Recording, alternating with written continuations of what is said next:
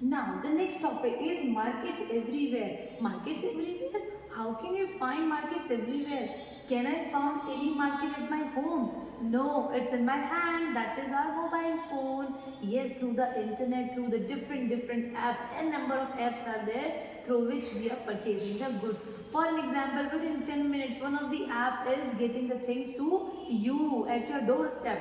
And if we talk about the other shopping apps, for an example, Amazon, Myntra, Flipkart. So these all are available on your phone only, and through that phone, through that app, you can purchase so many things while traveling, while sitting, while eating, everywhere and anywhere. So that is why we call it as markets everywhere. So what are the different ways where we can purchase the things without going to the market? Right? So through the internet and through the apps, we can purchase the goods from anywhere.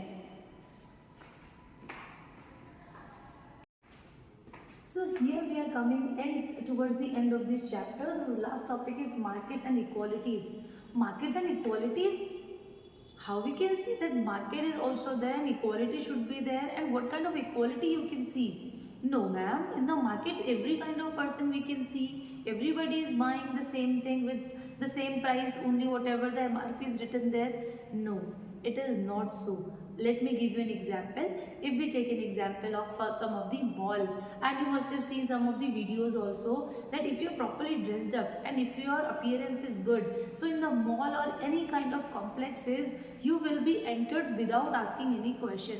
And if any of the person or any small kid whose appearance is not good, or we can say he's not looking as per the appearances, so that boy or that girl will not be allowed to enter inside the mall. So this kind of equality can be seen. And most important thing is, as we can see, the weekly market and the complexes. In the weekly market, the things are cheaper, so the person, those who are not able to get that much money and those who are not able to earn that much wages, they are purchasing from that places.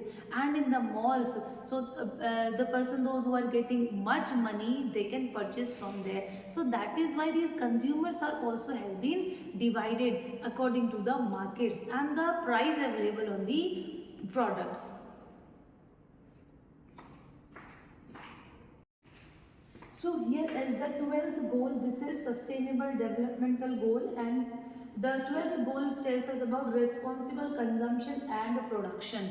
It means that it is wanted to show us that responsible consumption means we are going to consume whatever which is needed, and we are going, if you are going to produce it, you should not harm the nature. For an example, Gandhiji has given one of the statement that it is enough in the world or in the earth for our need, but not for our greed. So that is why our government has also set that goal, responsible consumption and production. So here we are done with the chapter. Thank you.